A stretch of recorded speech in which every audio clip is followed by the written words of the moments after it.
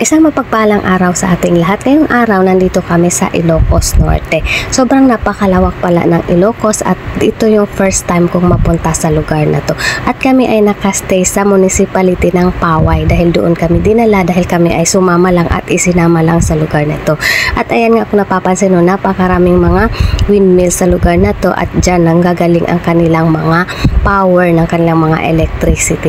Napakalayo pa, 3 hours pa yung aming ipipiyahe papunta sa Patapat Bridge dahil doon kami pupunta. At yun nga, nadaanan namin ang Pagudpud dahil lagi kong naririnig noon ang Pagudpud, pero first time ko na rin napuntahan yung lugar na yun. Hindi ko na lang nakikita, hindi ko na lang naririnig pagkos ay aking na napuntahan.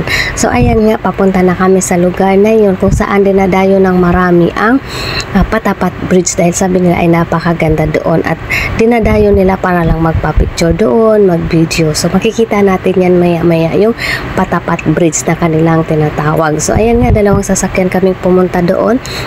And sobrang nakaka-enjoy dito sa Ilocos dahil napakaraming magagandang pasyalan, napakaraming magandang tanawin, lalo na yung kanilang dagat, napakalinis.